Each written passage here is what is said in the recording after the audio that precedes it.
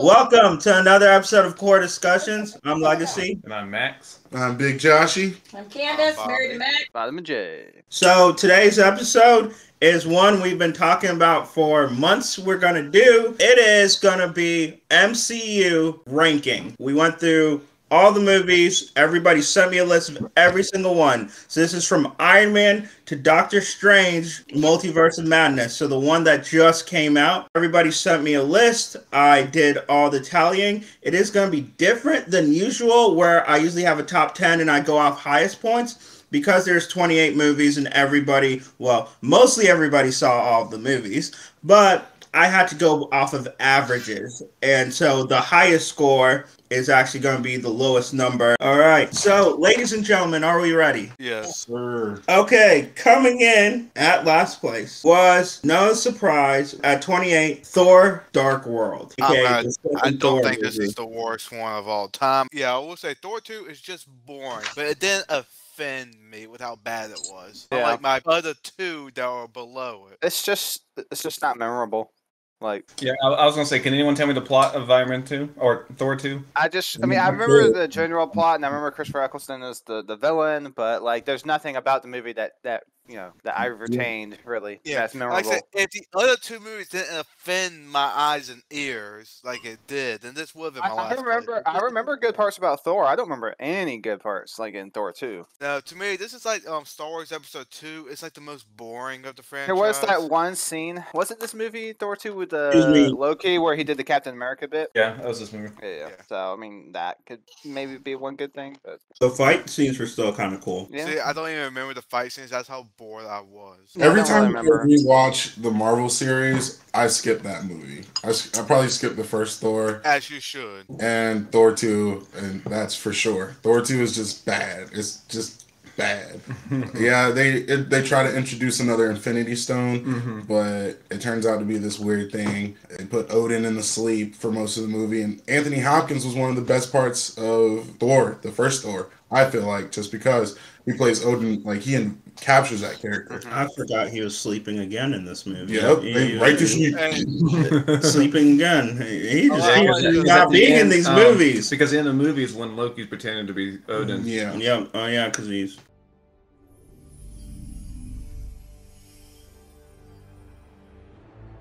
No. Thank you. See, I do I know. like a lot more movies. It takes more than one word to describe it. This one, you can sum up the whole thing in one word: boring, dull, however you want to phrase it. I would say this was one, like, and kind of my list was, I ranked it on, did I really want to watch it again? Like, this one, after one take, I was kind of like, okay, cool, that happened. On to the next movie. Like, And Yeah, it was- I was gonna say, I it was highly it. disagree with the Rotten Tomato score of 66%. It is not a 66%. No. Disney at that time was definitely buying reviews. Yeah, that That's was my buying evidence. This Thor 2. You just gotta show them the scores for Thor 2, and then It's everybody just will agree with you. yeah, I would say there's a couple movies in that era that I'm going to kind of be like, Disney, you were slacking here. Like, the MCU was not too good. Candace, can I hear your opinion? Mine basically is the whole boring thing. I have to admit that when they talked about it in Endgame, I totally had forgotten that part. Like, when I'm watching it, I'm like, when did they talk about this? Yeah. And I've seen all the movies multiple times. That was like in Thor 3 with Odin when they revealed him to be Loki. I'm like, oh yeah, he did that whole thing. See, I just love how in Endgame they chose that movie out of all the movies to go back to. I'm like, you could have just had like. Well, the Infinity Stone, that's where that one was. And it's Yeah. because he wanted to see. It had to do with the whole mother thing. His mother died in this movie. I know, but I'm like, yeah, just It pick the was- first one. It was probably trying to do a little redemption for the movie and kind of make it a little bit better. Like, oh, And they well, also- something. they gave the ether that it was there Yeah. at the time. So Yeah, so I will say the Freya scene of her fighting was kind of cool.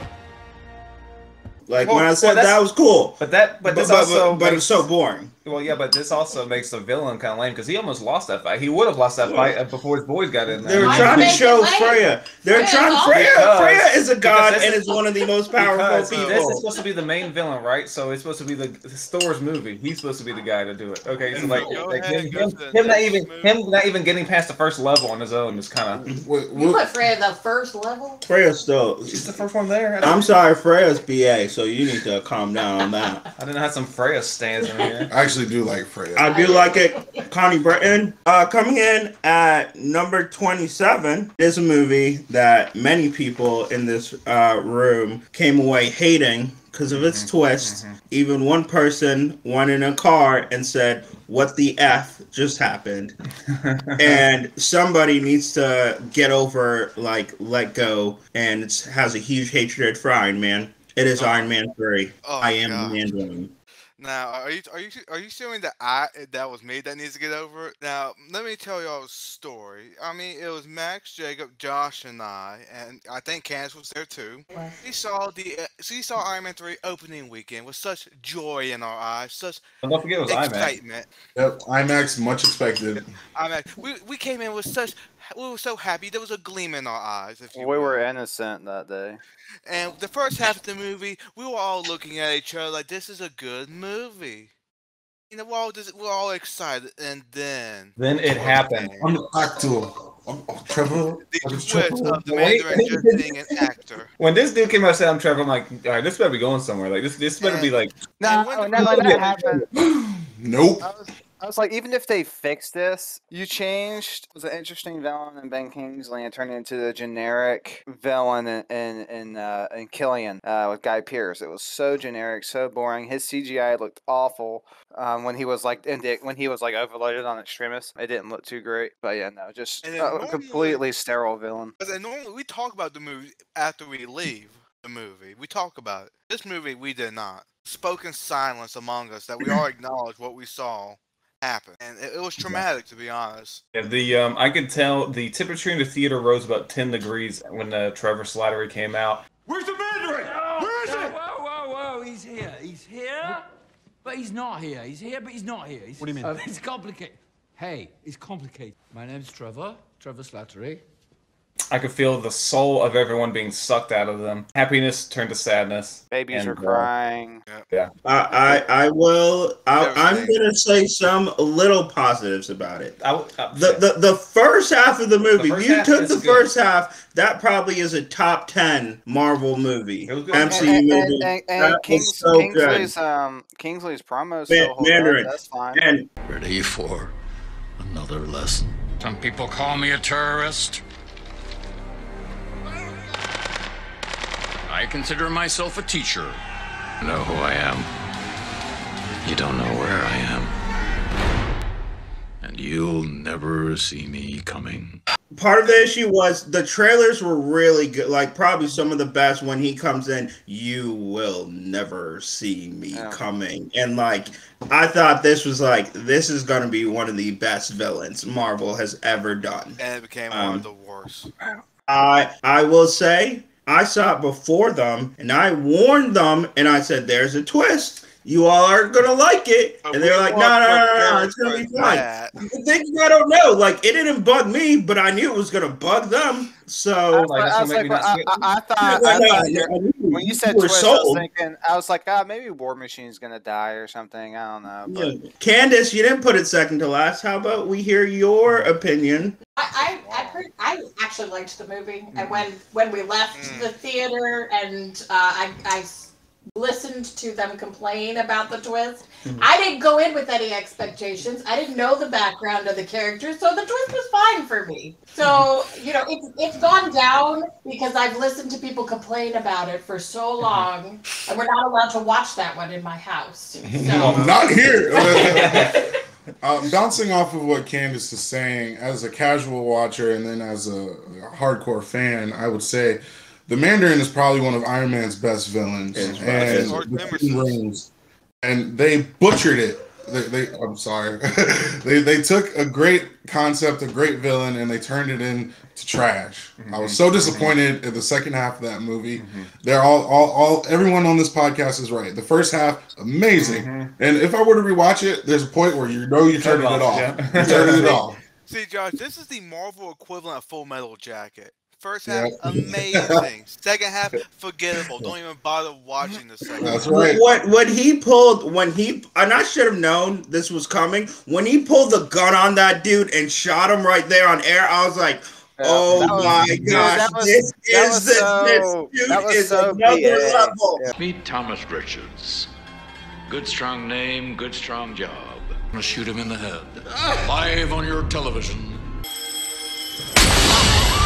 Just one lesson left, President Ellis, so run away, hide, kiss your children goodbye, because nothing, not your army, not your red, white, and blue attack dog can save you. It's like we said, it's like if you did that too, it's like Joker. If you took Joker and said, oh, by the way, this is not the Joker, this other guy's the Joker, it's like, wait, what? Like every Batman film would be like, and it's not someone in clown makeup. It's some generic white villain who's just like a businessman. And all of a sudden he has like inject himself with stuff. It's just completely sterile. And then you just undercut everything the Mandarin did in the first half of the movie. You just undercut it. It means nothing. The guy didn't even get died. It was a fake. Everything was fake. I know. He was like, "Go strong name, go strong job. I'm gonna shoot him in the head." Boom. Then they ruined it. Another thing I didn't like was at the end it kind of turned into a Lethal Weapon, the Marvel version, with him and the kid being a buddy cop since Shane Black did the Lethal Weapon movies and he always wants to do buddy cop stuff. And he always has to have a kid in there. Yeah, the kid was annoying. It has to be set near Christmas time or near a holiday. Yeah. This movie also continues the trend of Iron Man inspiring villains. There's going to be quite a few villains in these movies that are inspired. And as Shane Black has proved since then, he doesn't care to take down one franchise. He'll take down two. He did the same with Predator. Predator was awful. His Predator's worse than Iron Man 3. You wasted such a great actor, and you wasted what could have been like arguably. Honestly, I'm gonna put it there. You wasted what could have been the best Marvel villain. This is when I started to root for Iron Man's death in every movie since. But like Ben Kingsley could have done so much for that role, and then you make it like it's just a waste of his talent to me. They butchered the villain so bad that the actual Mandarin in the Shang-Chi movie doesn't even go by the Mandarin. Do not call me that. They did. Which is hilarious. I didn't mind that it made him not Asian, like with Ben Kingsley at first, because it's like they didn't want to do the stereotype that they drew at when the character first was created. You can even just have him as the head of a terrorist organization, not have him have the 10 rings, and that'd be fine. They could have done a lot of things besides this.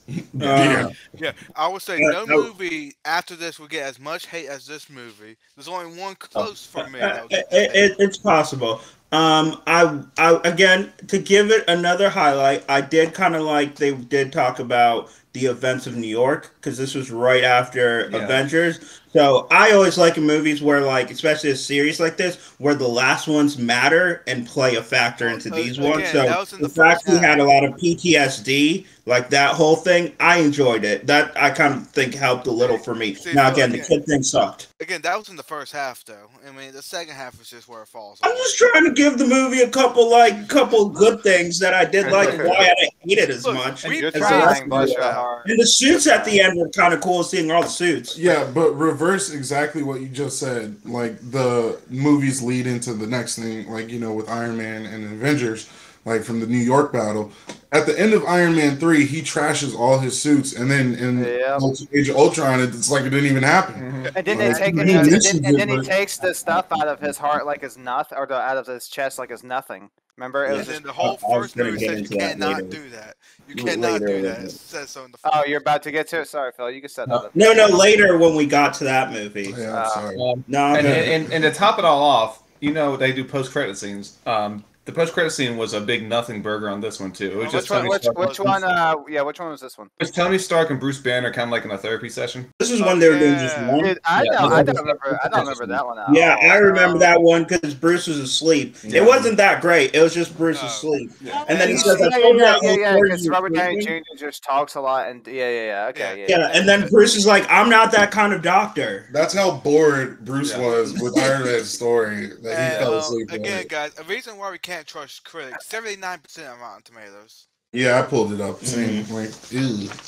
All right, we ready for our next one? Yes. I think we ripped that one a new one. So you would have sworn we hated that one a lot more. That would have been, but that would at least it was memorable. Yeah. The reason we get so upset about Iron Man 3 because it has so much wasted potential. Yeah. At least it was memorable. Thor, we were like, yeah, it was just so boring.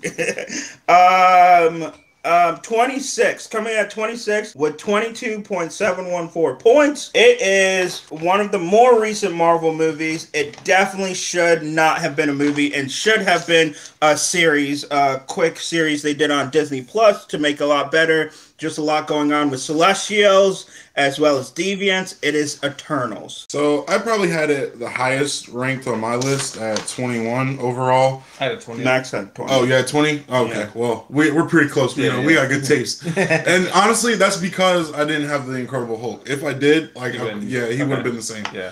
But honestly, I didn't. It's not that high for me. It's on the lower end for sure. But it does have a lot of inclusion in the movie. Regarding its characters, the first deaf character, Makari, she's probably my favorite Eternal. And I'll just touch on the good parts of the movie. But Makari, I love me Speedster. He really does. And then favorite superhero again? DC is Batman and then the Flash. And then who's your favorite wrestler again? Rey Mysterio, 6'4". He looks all this fast. And then you got Jeff Hardy. A lot of boys getting off track.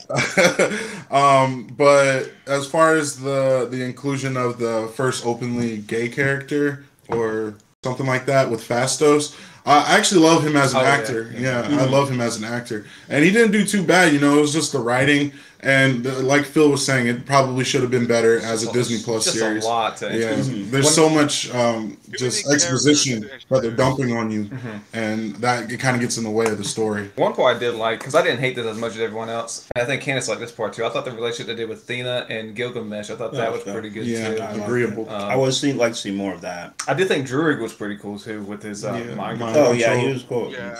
I basically just called them the equivalent of like what their powers represented, like Richard Madden. I just called him Superman, and then I called him Flash, and then and then the main girl.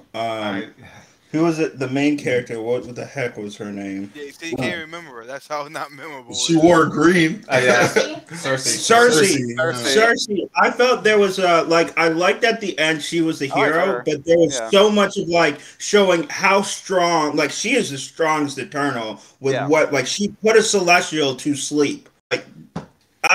When she did that, I was like, good Lord, no wonder why she's the leader. And I felt they underutilized characters just because you had to put so many, you had Angelina Jolie. I thought she would have had a bigger part with Thena, because I would have liked to see her and Gilgamesh more.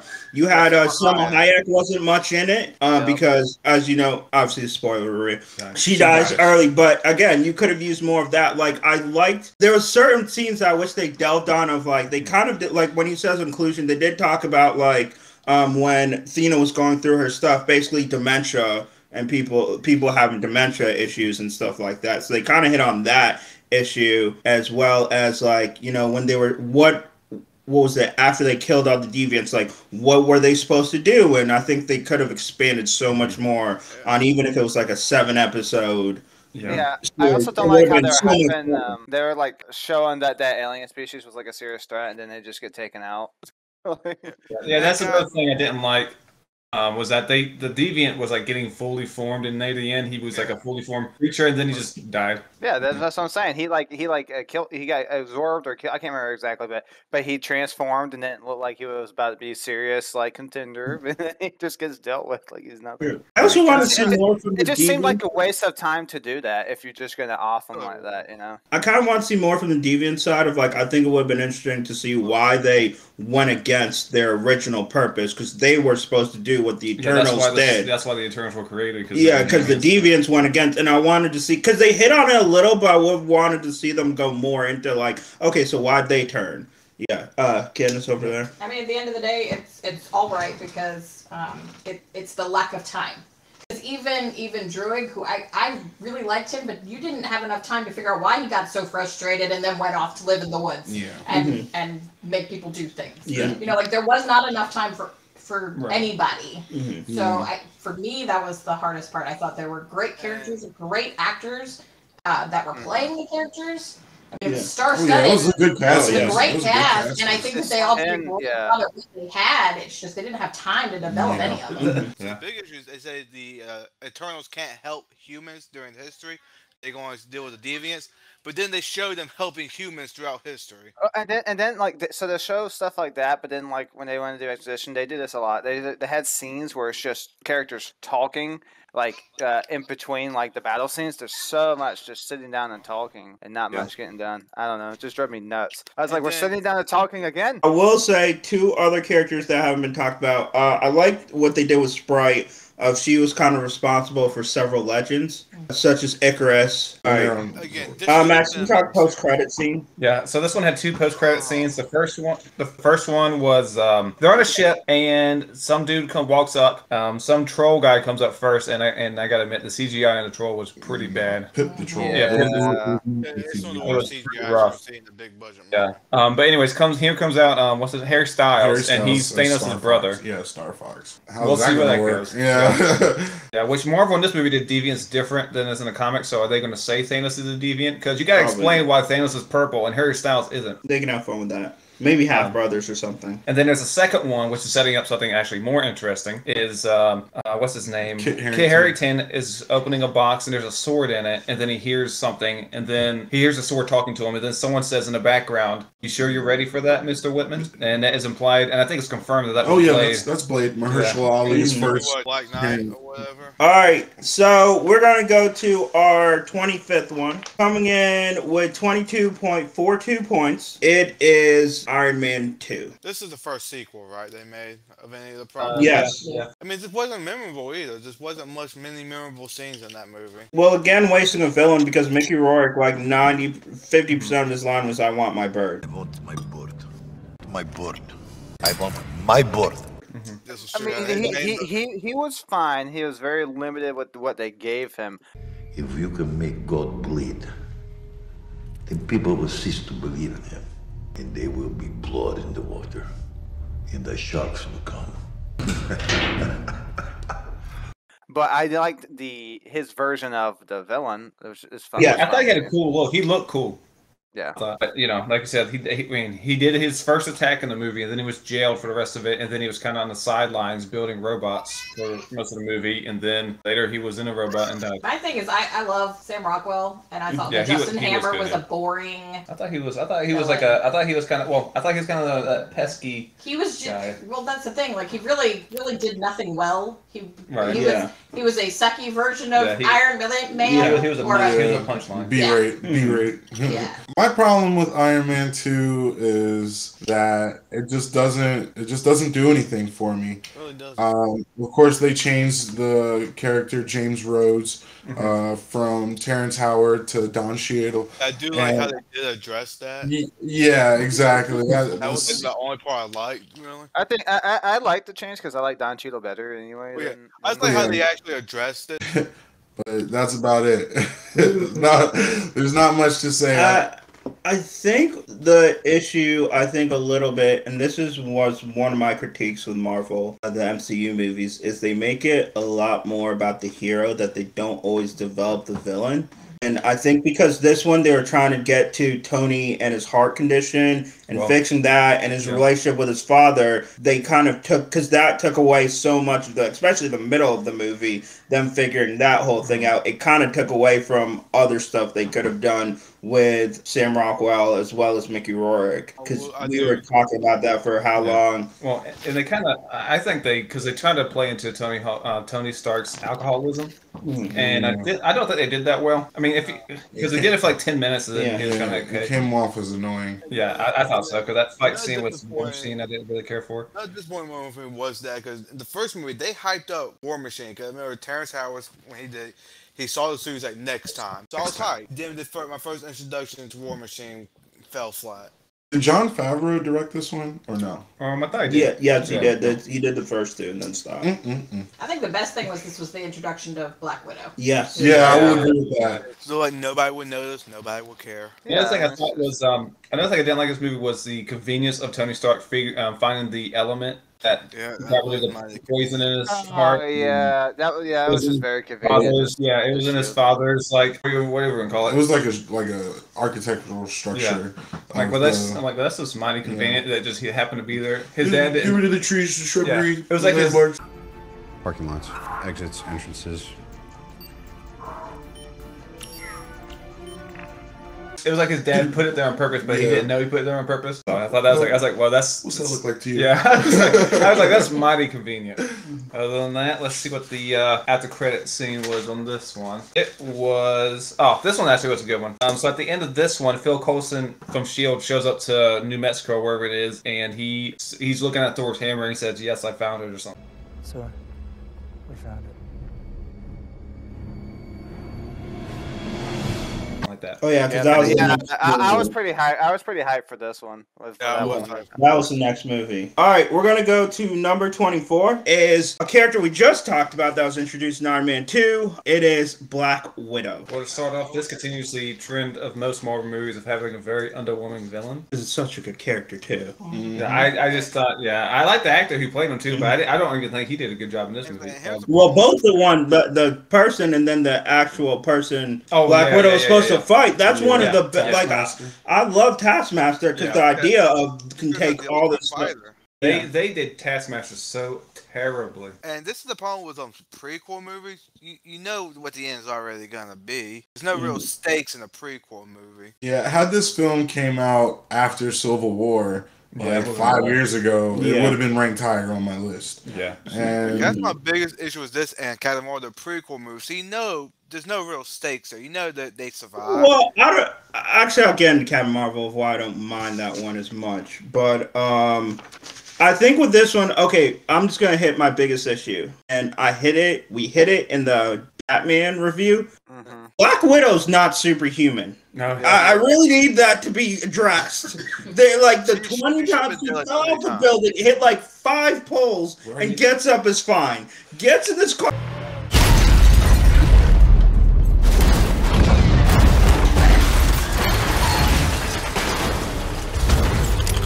I'm like, look, I will suspend belief more than the average person. But like where you were asking me to suspend it, I'm like, she is not superhuman. She should have been hurt or killed. You need to dial it back a little bit. I couldn't. There were just certain times I was like, okay, that couldn't happen. Who do you think she is, John Wick? Which I still haven't seen that movie. So yeah, it just kept bugging me throughout the movie when they would do this and like. Good movie. One of the pluses, I did like the family. I loved Florence Pugh was great. Cass, he was awesome, as well as who played her mother. That was Rachel Weisz. Rachel Weisz, great. I thought that family dynamic was great.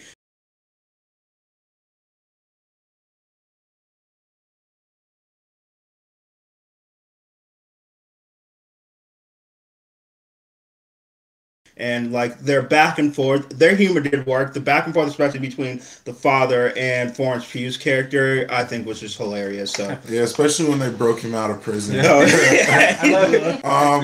bouncing off of Phil, I love Florence Pugh as like returning like as her sister, and they're not. I don't think they're gonna make her like a Black Widow 2.0. But for them, I feel like they're building up to like a Thunderbolts movie in the future. I mean, I did have issues with the whole not realistic. She's human. I mean, it's the whole reason that she wanted to be Black Widow, that ScarJo went for, was that she is a human person who happens to have the ability to do things because she's been trained to do them, not because she has superhuman powers. No, in this movie, she's a superhuman. I did like they hit on why the Red Room never went after Scarlet. They kind of hit that plot point of they were asking like, oh, well, why didn't the guy ever come after? Well, they were like, well, if he tried to kill her, he would have had the Avengers come after, and the Avengers would have destroyed him. Like, and you know, she says it like, you know, that Thor guy doesn't really heal, so that's why they never went after. So I like they addressed that. The biggest thing I was looking forward to in this movie was hopefully finally getting an explanation on what happened in Budapest. Yeah. And it was a little underwhelming, wasn't it? They kept talking about it, her and Hawkeye. Yeah, but I thought Hawkeye was there. Yeah, that's what I'm saying. I think he was, but and like the only thing they talked about was like them leaving marks, like playing tic-tac-toe on the wall or something, like hiding for like days. Why were you hiding? Or was it because they killed? I think at Budapest she was trying to kill Drake off, and she knew she still went forward with the mission, even though he knew the daughter was still there. So they thought She thought she killed that girl. You know, in the clip, I think, of like the first Avengers when, you know, Tony's watching the files on everybody, it's like Hawkeye and Black Widow are like, that's what I'm saying. You know, they're doing their thing. Yeah, like, where's the juice? Yeah, I thought they would be like team up and all that. So that was kind of. It was I thought it was a little inconsistent where they had it built up Budapest for a while. And I know they in the movie they say Budapest, but I'm gonna say it like a dumb American. That's like Roz and Ray Al Ghul. I'm gonna say Roz. But the post-credit scene in this one was Yelena's at Black Widow's grave, and then I forget her Contessa Allegra. Yeah, that's why I can't remember. Fontaine. It's a lot of names. Yeah. And then she pretty much tells her that Hawkeye is responsible for Black Widow's death, which leads into her story arc in the Hawkeye TV show. Yeah, which is true. He was in a way. Not the way she thought about it. All right, we're going on to number 23. It's talking about prequels set back in the 90s, Captain Marvel. Well, the reason I had it so high on my list is because I don't think it was a good movie. I just deemed the other movies to be of worse quality. Yeah, as far as origin movies go, I feel like, of course, they're pushing out the content because, you know, she's about to appear in Endgame, and I don't mind that so much. And there's a lot of callbacks to the 90s, so it was a little nostalgic as well. Radio Shack, Blockbuster, Radio Shack, payphone. Yeah, it introduces the Skrulls as well. Yeah, and that's probably going to have a big part to play in the MCU moving forward. And they kind of flipped the script with them because I thought they were the bad guys. Yeah, exactly. I did like that. I did like that. That was sweet. Yeah, that was kind of cool. And they had Captain Marvel working for the bad guys the whole time, but you know, her character arc brings her to confronting that, and you actually see a pretty good power up. Like, it's over 9,000.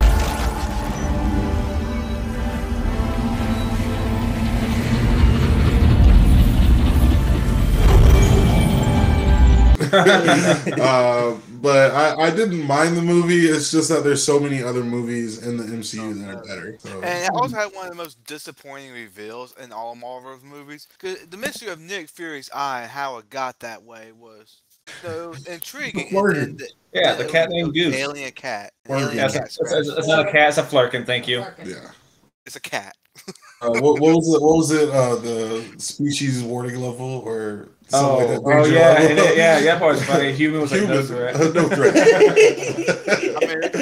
And then the cat was like food charge. I will say a couple things I would say. First, I felt like a lot of people don't like Brie Larson's Captain Marvel. I thought she was fine. Yeah. I felt the script, because she's a really good actress. I felt it was just a script, just kind of the lines were there. Like, I didn't think there was a lot of leeway they gave the character, really.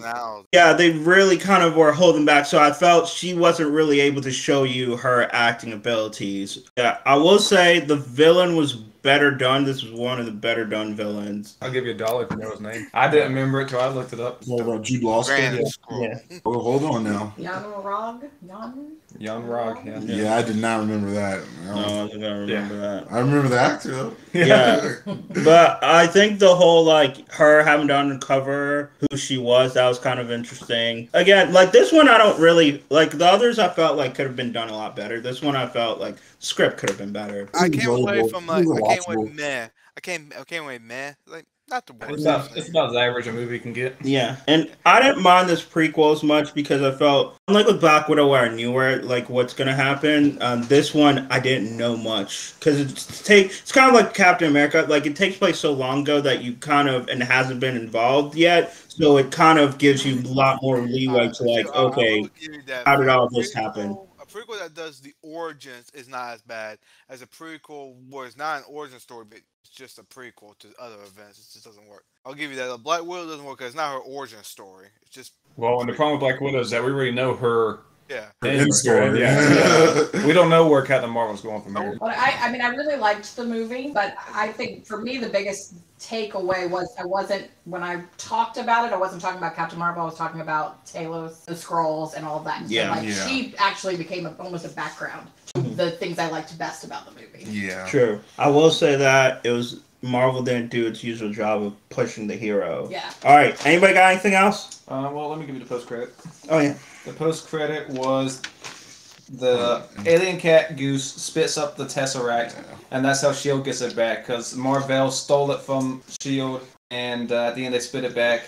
So S.H.I.E.L.D. has it again, which explains why they have it in Avengers. We're going to go to our 22nd ranked movie. The villain has a very iconic voice, is one of my favorite parts of the Blacklist, and it was the sequel to the Avengers movie. It was Avengers Age of Ultron. I want to know why Candace has it so high. I Thanks, love Vader. it. I love all of the characters getting together. I love all the time they spent just talking to each other. Like, you don't see that in any of the other movies. They actually spent, time getting to know each other. Because most of them, like, they're just fighting. You don't even know how they know each other outside of a fight. Yeah. They get a good fight, and then they all go their separate ways again. This one, like, they had like a party, and I really enjoy it. I've seen it many times, and I enjoy it. Plus, I get my Wanda.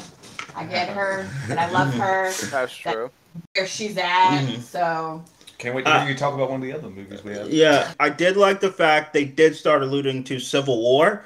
They start alluding to Civil War, and you start seeing where, like, why Captain America, especially that scene where Captain America and Iron Man are arguing outside, and you could kind of see, okay, this is where they're going to, for me, I was like, okay, this is where they're going to butt heads in Civil War of, like, their differences of views on stuff like this. I thought the end battle was really cool. Good choice again with the, like, they did good choice with the villain. They could have done more, but James Spader especially has that threat. When he comes in, they overdid that scene a little bit, but when he comes in, there ain't no strings on me. Yeah. Like, I had strings, but now I'm free. There are no strings on me. His introduction is great, but as the movie wears on, he comes a bit more comedic. And the movie's called Age of Ultron, but it was like more like 3 days of Ultron. A weekend of Ultron. Yeah. Weekend of Ultron. One more positive I will say on this is I thought this may have the best trailer in MCU history. The trailer for this movie was really good. Oh, the trailer was phenomenal. Which made me excited. I thought it was cool how they brought Vision in. Before they brought him back, Vision wasn't a too well-known character, so it's pretty good job making him a lot more familiar to people. Killing Quicksilver. I'll give him credit for that because, no offense to Aaron Taylor Johnson, he's no Evan Peters in that role. Yeah, no. There was, because that movie had just come out and he just was not. Evan Peters was just so much better. So you could not keep him. Or we can't disagree. Yeah.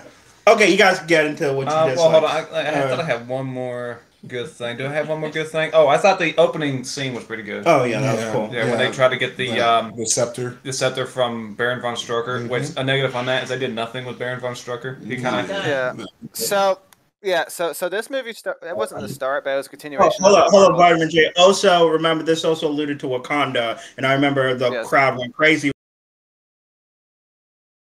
when they said Wakanda. Like everyone was like, "Oh my gosh!" They didn't show him, and they didn't show Black Panther. Yeah, sorry, let me not Jackie Chan you. One more thing. Let me do. Another scene I like was a Hulkbuster versus Hulk scene. Yeah, that was a good scene. When he was telling Hulk, "Shut up, shut up, shut up." Go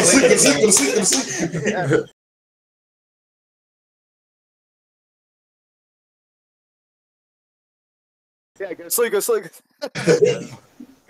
So I'm not sure. Obviously, for this list, we're not doing the Disney Plus series. Right. But if you've seen Marvel's What If series, the last 2 episodes are regarding Ultron. What if Ultron gets his wish? He gets his vibranium and the suit that Vision.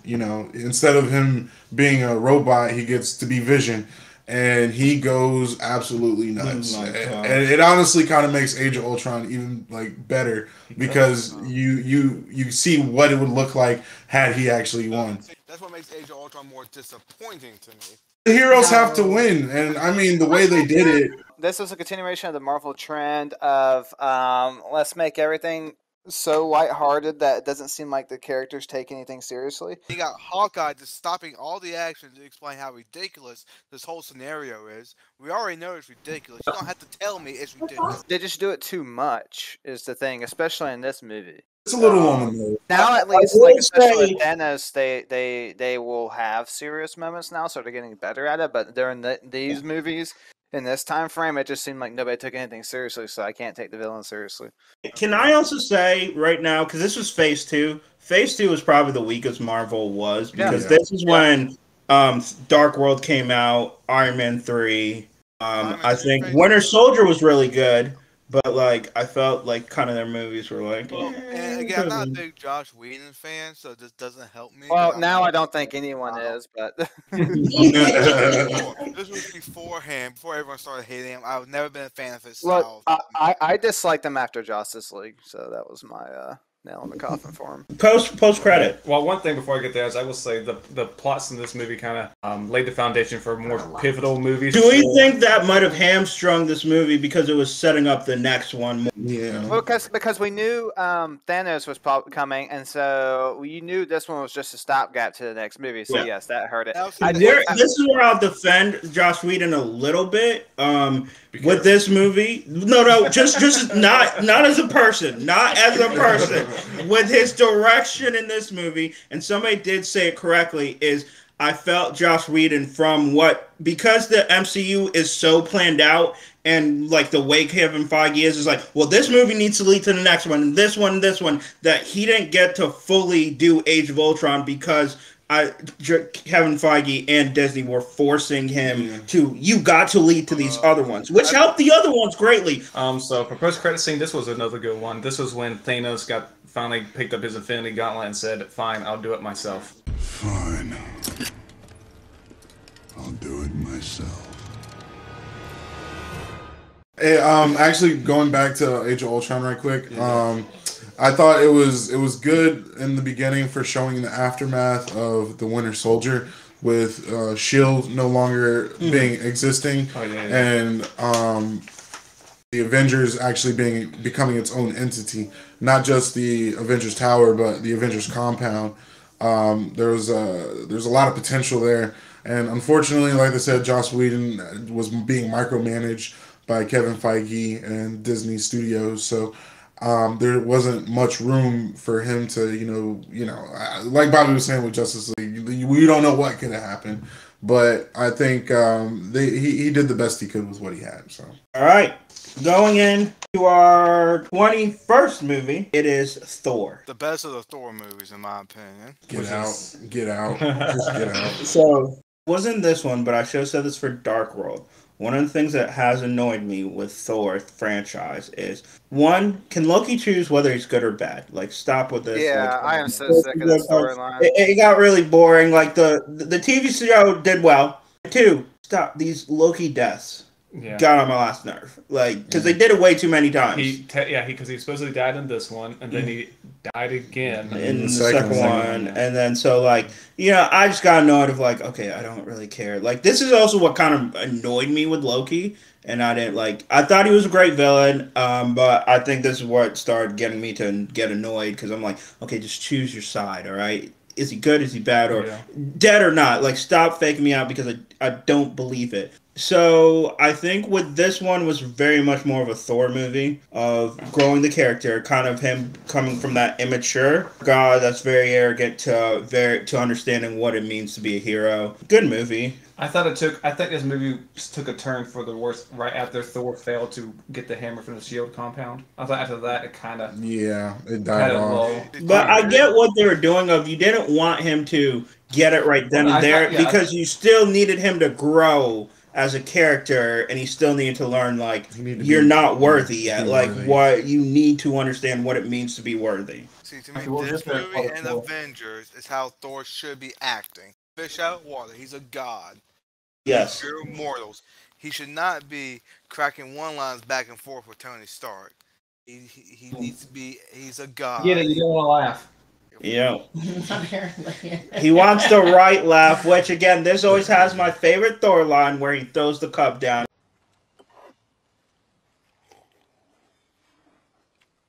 This drink, I like it. I know, it's great, right? Another. It says another. That's hilarious. That's hilarious. That was good humor. Yeah. He came up with that himself. That's one thing I missed from the other. That's good. they took away that aspect of Thor because Thor usually always has like that, even in comics. But like as the sequels went on, they just kind of took that away. Thor for me is low because Thor is like my least favorite hero. So it's not necessarily that the movie was bad, but my favorite part was that Hawkeye was there. You want me to slow him down, sir? Or are you sending in more guys for him to beat up? Yeah, I love Hawkeye. Yeah, the Hawkeye introduction was really good. I didn't catch it the first time. Somebody had to say it to me later. You missed it. I don't know. I Right don't know. Like he said when he did it, especially when I watched it again, and he's like, he looks at the gun, and then he's like, no, Yeah. probably. I don't know how I didn't catch that. It was I'm Hawkeye. looking right there. I was like, I don't even know. Yeah. And this might have been Marvel's first memorable villain, Loki. All the other villains have just been. For me, I put Thor pretty low for multiple reasons. Like Max was saying, after Thor falls to Earth, it's kind of like a down point in the movie.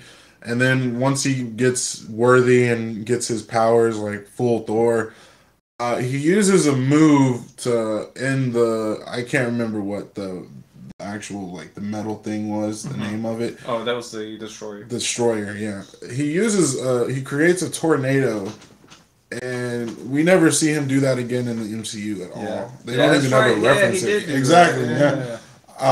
No one like that's not that memorable for it to be a big tornado, like a Category 5 or something. I don't know, but I just felt like it could have been better.